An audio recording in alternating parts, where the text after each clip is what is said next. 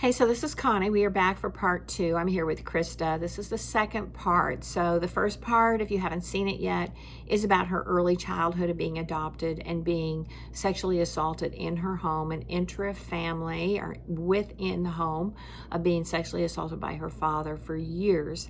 And so at the end of the last video, we were talking about how finally at age 13, they were threatening to send her to a reform school, and she had this opportunity to tell somebody what had happened to her. And she, and then this person, and she's not sure now because this is 1986 that this happened, then confronted her father, and he admitted that there had been sexual abuse in the home. So we are now going to go ahead and talk about that part of the investigation back in 1986, and then how it continued to affect her life for the next 3 decades. So let's go back to 1986 still. Okay. And you had said that your father, you did tell this person, your father left for the Coast Guard for 6 weeks, but then he came back in the home. Yes, ma'am. And you don't recall at that point there being any other ramifications for him? None. Were you ever, do you have any recollection of having been taken someplace where they do a video interview of you? No, ma'am. Do you have any recollection of anybody with the Department of Children's Services doing an interview with you? No, ma'am. Were you, other than this one point there, you just told this man what happened, did anybody else take you, any detective, police officer, person, take you and sit down and interview you about what had happened? Not that I recall. Wow. All right, so did you know then, we'll talk about then and now, but did you know then whether or not Donald, your father, had signed any statements or had made any recorded statements for the police investigation? Did you know back then? I did not know back then. So basically what you knew at 13 years old was you had a 3-year-old sister in the house, you were worried about her, you knew what he had done to you, you had told somebody, they sent him away for a few weeks, and then he's back in the house. Right. So he's back in the house. Doris, is that her name, Doris? Doris. Doris has acted like she's totally doesn't even know what's going on, right? I mean, she hasn't made any, she's been confronted with this, he's admitted it, and she's not admitted that she knew it was happening, correct? Well, she saw the picture that I drew. But to a third party, that as far as you know, she's not admitted to anybody that she knew it happened. She hasn't admitted it, but she sure didn't act surprised when it was admitted by Don. So after this event, did he continue to sexually assault you? No, ma'am. He stopped. Wow, amazing. All right, so how did the rest of your teen years go? It was awful because he went from, being able to control me and do whatever he wanted to with me, to then try to act as a father figure, which I was not having any part of. Yeah, I can understand that. And then I was also, I did not respect Doris. I did not respect either one of them. And it was a pretty trying, during my teen years, it was pretty trying because basically I had to live there until I was 18 years old. And it was, there's a lot of tension. And basically in a secret shroud, right? Yes, ma'am. Yes. So were you ever concerned during that period then that maybe your sister was at risk of being a victim? She was treated so differently than I was. I mean, it was just night and day, Like, for instance, what do you remember about that? Just, the love that they gave her. I mean, just now that I look back on it, then and even today, how they treat her was, I was... Well, what was your relationship like with her? She was 10 years younger, so again, I felt like it was my duty, to make sure that she was okay. So I was always watching. So even after this is revealed, So she's 3, you're 13. You've got another 5 years. You have to hang out Right. and be there. So during that 5-year period, did you still kind of feel that need to protect her and watch her and everything that was happening during that time period? Yes. And ma'am. were you ever did you ever see anything like him take her into private rooms or anything? No, I didn't, and I really watched. And was he still working at the time? Yes, ma'am. Wow. All right, so you turn 18, and what do you do? Run. You do. As quickly as I can get out of there. Did you graduate from high school? Yes, ma'am. During high school, did you have any, did you use drugs in high school? Not in high school, no, ma'am. Okay. Did you do okay in school as far as grade-wise? I did, yes, ma'am. Okay. So 18, you get out, you leave. What do you do? I mean, no, one more question. Between that time period, between 13 and 18, were you still in counseling? Yes, ma'am. But that counselor still didn't know why you were there? No. She never knew. Wow. That is so incredible. Even after this disclosure occurs, you don't tell her independently about what has happened with this disclosure? I was scared to death. They threatened me. I lived under their roof. Not to tell anybody else. Yes, ma'am. Wow. All right. So, and of course, you already see that you've told somebody and nothing happened. Exactly. I told Wilson County nothing happened. So, right. You've already seen that nothing is going to result from it. Just get out. Just escape from it. It's the only thing you can do. Yes, ma'am. Oh my gosh, that's so horrible. That's so crazy. I mean, sometimes I tell people when I'm working with them, it's like, it's so hard for us to go back and, as grown-ups, as adults, it's so hard for us to sometimes go back and put ourselves in the mind of a child, right? Yes, ma'am. Because their environment is so limited and so restricted, right? There's just, there's such a limitation there. So, all right, so 18, you leave. Do you go to college? What do? You get a job? What do you do? College, job. And they keep busy. Did they continue to support you through that? No, ma'am, not at all. So you had to pay your own college. You had to pay your own way. You got a job. Yes, you ma'am. worked. Okay, did you get married? No, ma'am. Okay. Did you continue counseling?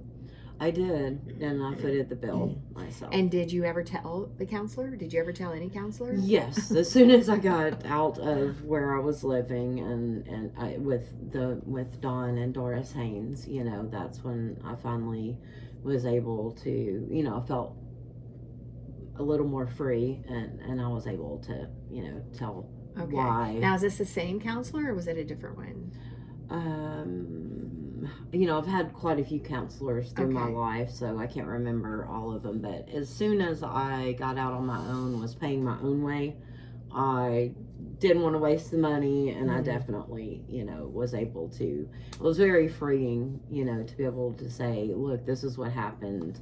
And did that counselor, were you able through counseling to try to kind of then start to process it and understand it, that you were the victim, right? That Yes, you were the ma'am. victim of this man who's 35 to 45 years old, who certainly should have known better. So did the counseling help you kind of understand where you were as a victim versus the perpetrator? And then the whole thing about not telling is part of their manipulation. I want to say that it should have, but I don't really feel like it did. It took me. I moved to Chicago from like 2000 to 2010, and that was really my healing. That's the time that I healed, because I was able to get away from that family. And then once I came back to Tennessee, which I shouldn't have, but I found and then got away from the Haynes family, I found a really good therapist, and I guess it was really time for me to start healing at that point. So it took me a long time to realize that, who really the monster was. And in my story, the monster is not Dawn, believe it or not. It's her. The monster is Doris. Wow.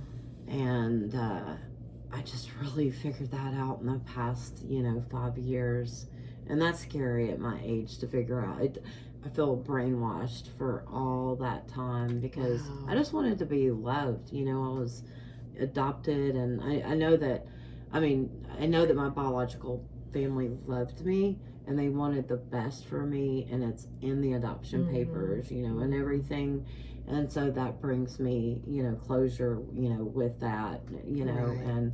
and everything. But it's taken me that long to really figure out. Right. And what is that long? What are you talking? When did you finally feel like that? I finally figured that out probably in maybe 2018. Wow. And you were how old? I was 47. 47. Yes, So ma'am. I mean, it's a 4 decades, right? It's 4 decades. It's a whole lifetime of just trying to deal with that and unwind it.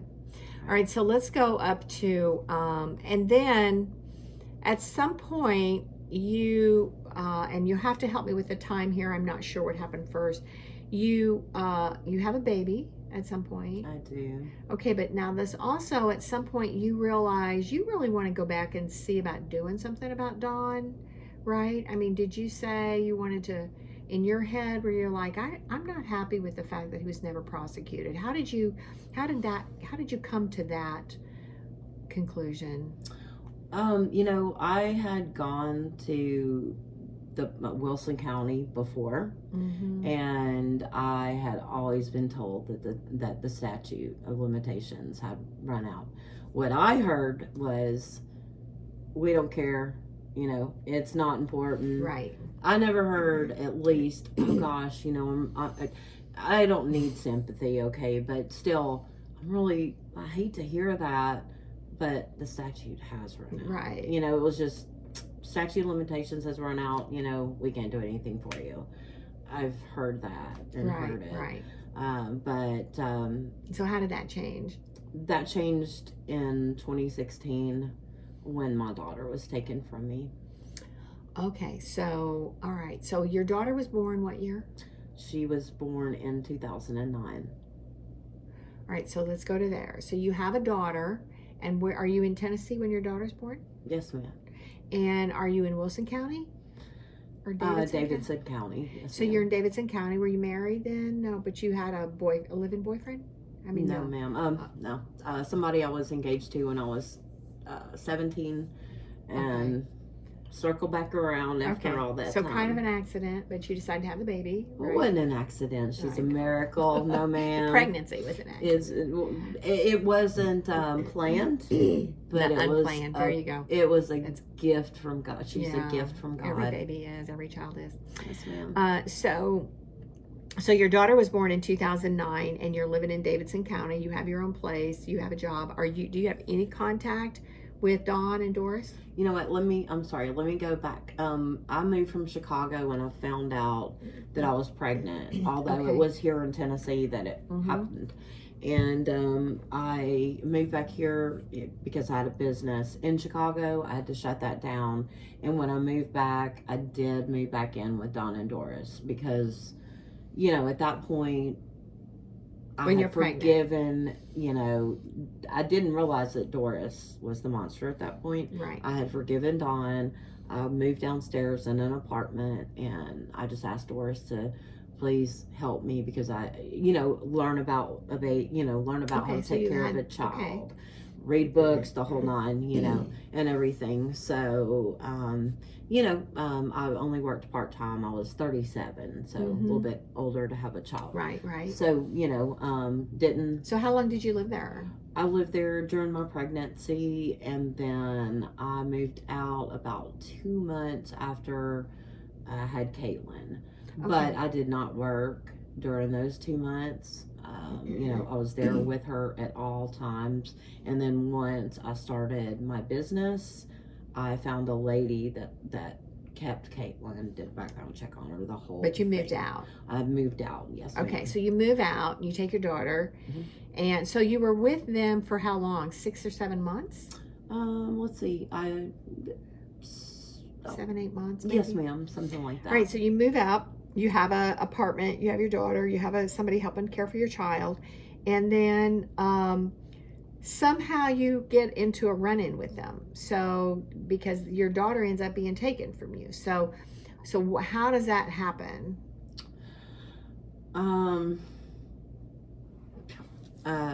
I actually, let's see here. Well, and we have, and one of the things that you've shared with me is this petition that was filed against you in 2016 yes, by ma'am. DCS, and I think also your sister filed a petition against you as well. Correct.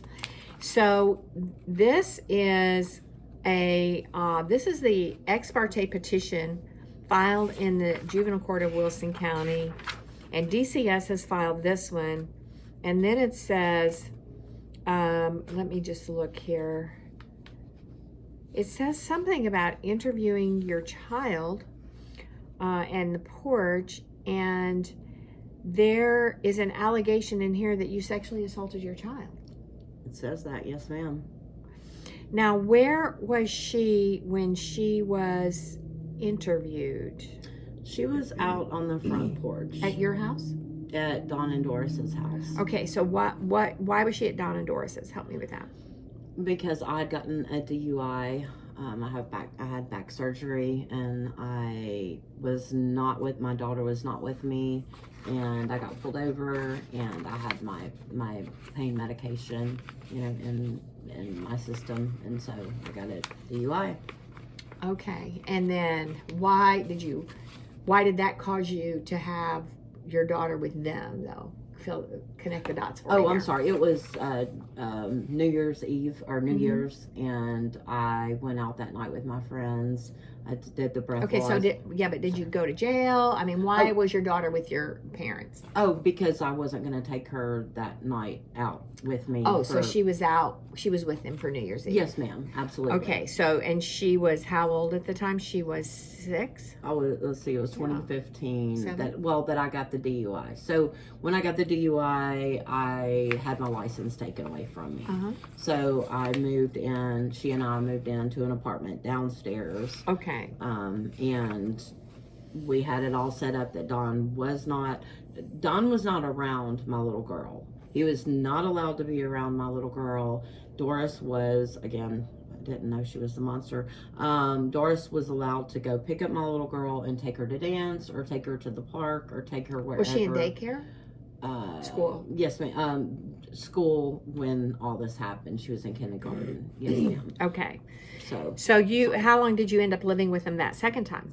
I believe probably a year and a half.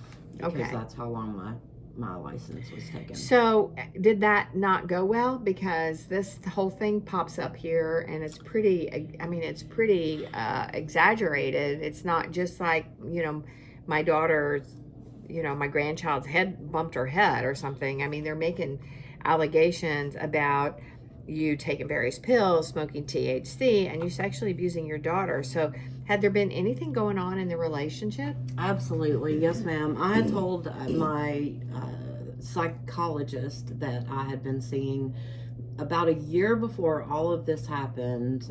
I told her that I felt like that Doris Haynes and Rebecca Schaefer would do anything in their power to parent my child and take her away from me. And I did not even realize that I had said that until I got my medical records. But intuitively, as a mother, I could see how they were trying to start parent my child, and just they were taking control, and I didn't really realize. I mean, I did. So were they helping take care of her? They would feed her before I would get home. Oh. They would shower her. They would do, it was kind of weird, and everything. They called DCS on me twice, and both of the cases were closed. Wow. And so the last thing how do you remove a child from a home? You call in a sexual allegation. Yeah, true.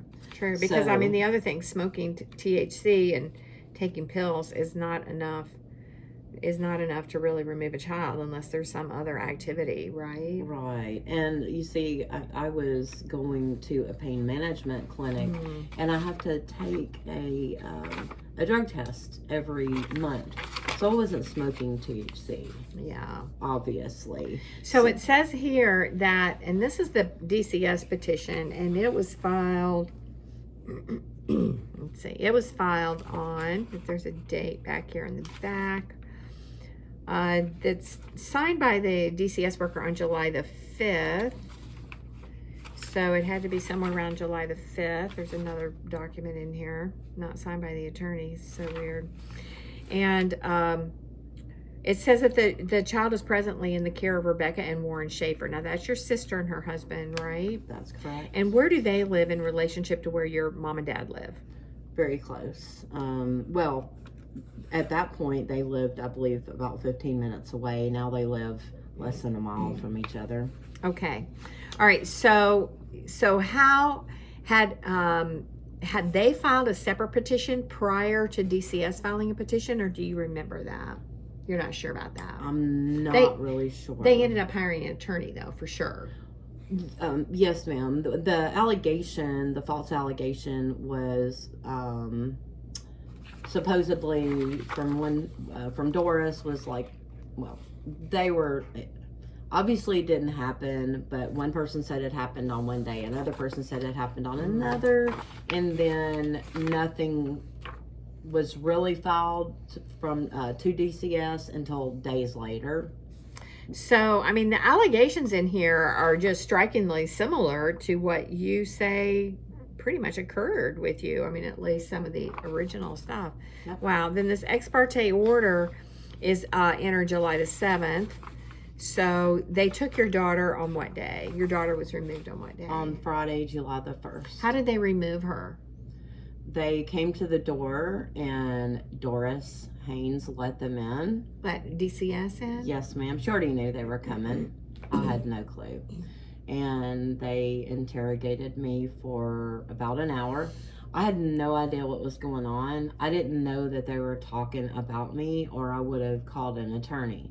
So because I knew I hadn't done anything. So did they tell you that your daughter had disclosed as sexual abuse? No, ma'am. They said that they received an anonymous call. Oh my goodness. That someone had hurt my daughter, and I was like, tell me who. You know, I mean, they were like, we can't tell you that, and we can't tell you who called. So we talked for an entire hour, and they were like, we're going to have to take your little girl, and we're going to put her in foster care unless you have another, resolution. And I was like, well, you can let Rebecca, take her because I think she'll be safe there. If I would have abused my daughter in front, which makes no sense, in front of Rebecca Schaefer and Doris Haynes, do you think I would have given my daughter to Rebecca Schaefer to be safe? Well, and no. Did you anticipate that this, and I'm just going to say this because I work with so many families, and they come and they have these allegations, and honestly, families think, oh, this will get straightened out. That's what I thought. I was like, she's coming, I'll get her next week. I don't know what's Right. going on. This will get all figured out. This is nothing, nothing happened here. This is all false. It's an anonymous referral. There's not going to be any evidence. So, we don't have to worry about it. Yeah, I mean, I hate that this is happening, but a couple weeks, hopefully that'll be over with, right? Yes, ma'am. I thought the next week, right? So, but what happened is you end up getting arrested. Yes, I do. So they took her on July the 1st, 2016, and then you got arrested when?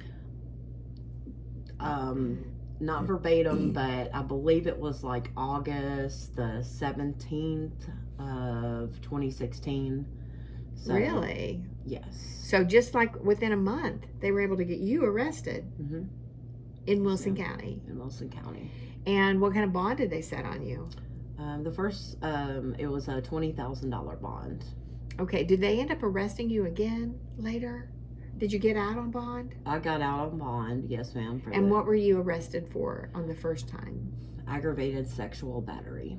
Okay, so you get out on bond, and then you get arrested again. Yes, ma'am. Just a couple months later. November the 23rd. Of 2016. Yes, ma'am. And what did they arrest you for then? For an FTA. Oh, failure to appear? Yes. So you missed a court date somewhere along the line. My attorney at that time did not tell me about the court date. And I came in the next day when I thought the court date was, and I didn't even get through the metal detector thing before I was arrested, and I had no bond. Oh, these people are so assholes. Okay, so you go to court because you think it, on the day you think it is, and they put you in jail. Yes, ma'am. And revoke your bond. Yes, Oh my ma'am. gosh, these people are so crazy. All right, so then that's in November, I believe, of 16. November 23rd of 16, yes, ma'am. So the charge against you is... One count of aggravated sexual battery. And then there's an attempted aggravated sexual battery. No, that's Dawn.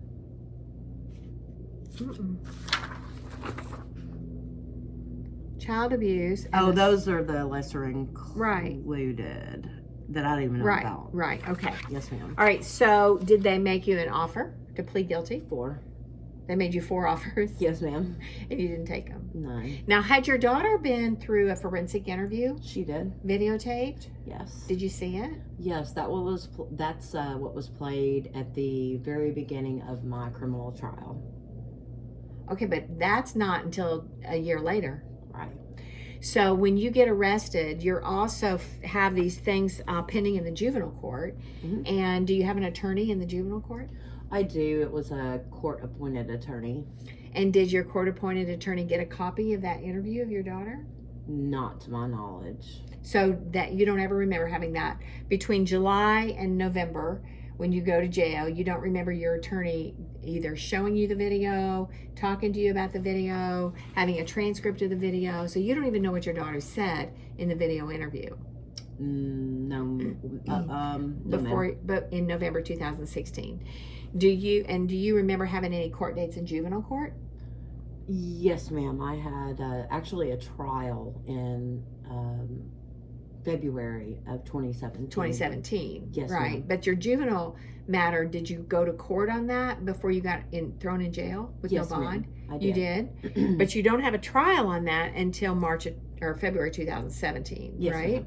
Okay, so these timelines are very important because, another one of the problems that I have consistently is the timing of everything. So either they drag the DNN, these, because here you go, your daughter gets removed from you, you're thinking, there is nothing to this, I'm not doing drugs, I'm going to get my daughter back a couple weeks, this will all go away. Well, and of course you've already dealt with your dad, they did nothing to him, right? Right, exactly. So everything about your experience, about what you know about the law, about what has happened with your own life, you're thinking, okay, this is going to go away for real. And then you end up in the clinker, no bond. Yes, ma'am.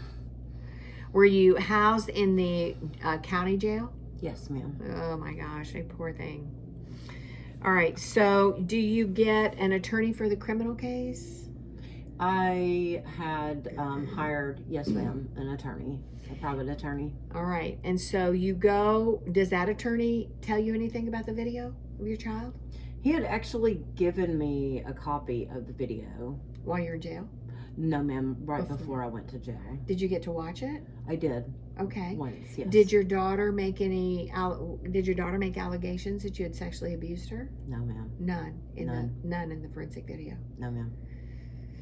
So you ultimately get to court on a jury trial in Wilson County on aggravated sexual battery. Yes. And you, do you subpoena your daughter to come in and testify? I subpoena her. That was the only witness that was subpoenaed. I had asked my attorney to subpoena quite a few people. That never happened, but I demanded my daughter. So who did the state call as a witness? They played the video. They played the video at the beginning, and then they subpoenaed Doris Haynes and Rebecca Schaefer. Who said what? That your daughter said that she was sexually assaulted? No, they said that they saw me.